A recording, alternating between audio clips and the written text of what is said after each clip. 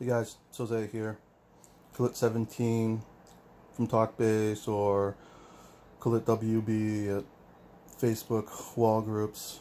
Just doing this video right now because I had a couple of people about how to remove the wall preamps from Wal Bass and asking if it's hard, difficult, yada yada yada. So I just wanted to make a video just to show that it isn't that hard to do.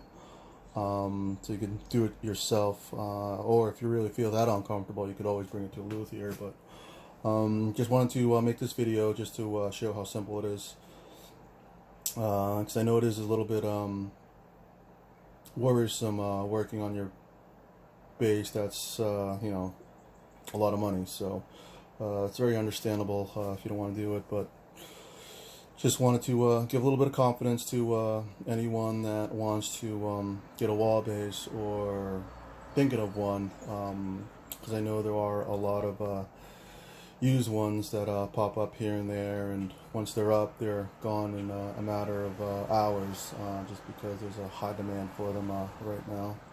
So if you do find a older wall, I'd recommend thinking about getting the preamps serviced by Paul at Wal, just because anything older than 15 years you might want to think about, just because the preamps have a couple of electrolytic capacitors that could die out on you, and if you leave it there for too long, it could get a little bit messy, and the fluid it leaks could be really bad for the preamp board, just because it will ruin the tracing and stuff, which I've seen happen.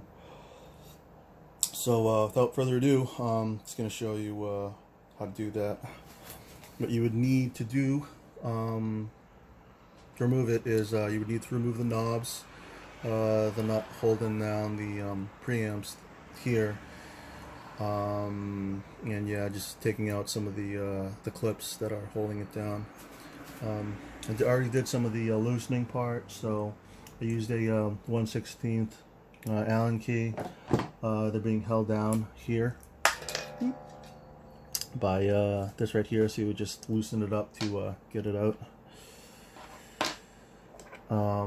After you have that out, you can loosen them up a little bit, just so and with that I used a 1/2 inch nut driver to loosen them up.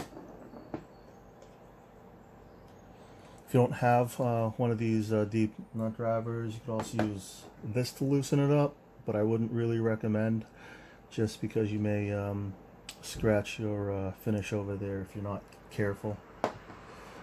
So I loosen those up there, and that would get you to the preamp boards over here. And I had the back plate removed earlier just for sake of time, but they're just held down by a couple of screw heads here. Just want to make sure you get the correct size screwdriver. I used a PH1 here to take them out, but if you use anything smaller or larger, you could ruin the threads here and strip them. I've seen them happen. A couple old ones that I had, so you might just want to be careful when you remove that and use the right tool. But as you can see, these preamps are being held by these clips right here. This one's going to the pickup on the neck, and this is going to the bridge. And what I have here, since I loosened it earlier, could actually start removing them. So you have the nut there and the washer.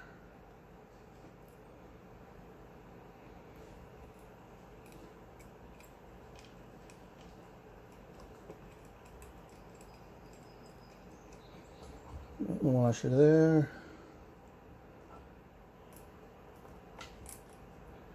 Not the washer there. Okay. So that was the hard part. So since you took that out, all you have to do is just pull them out and take out the clips. So you just pull these out here,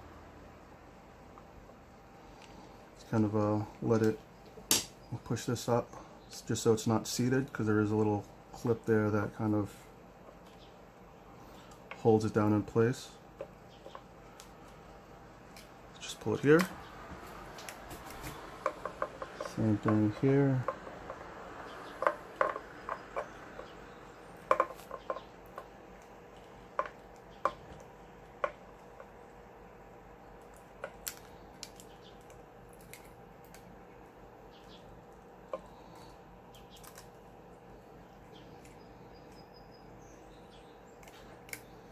Then you have this one connected to the battery.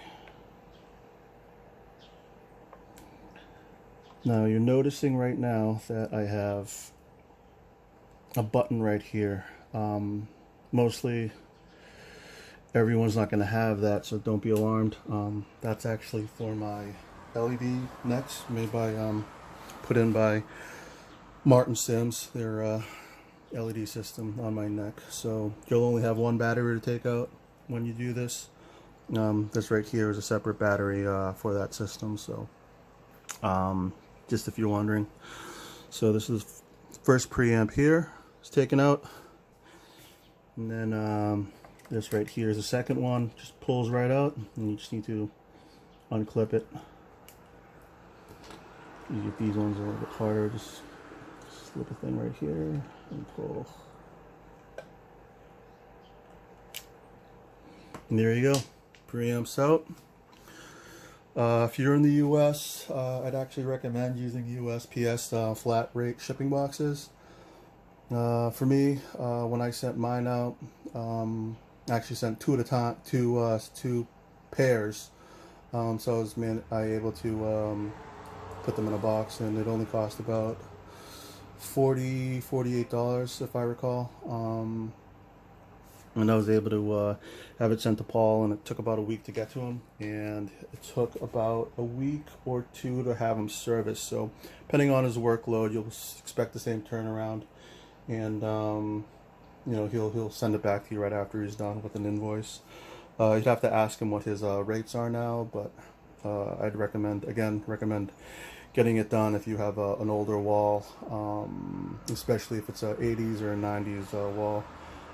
Just so, you know, just to prevent anything from happening to the preamp board later down the line, or if you wanted to, you know, have it sound better, because there is a significant amount of tonal change after its service. It just sounds a lot more grindier. So, but I'll make another video on how to put these back. But right now, this is how to remove a preamp board from a Wal Bass. Thanks.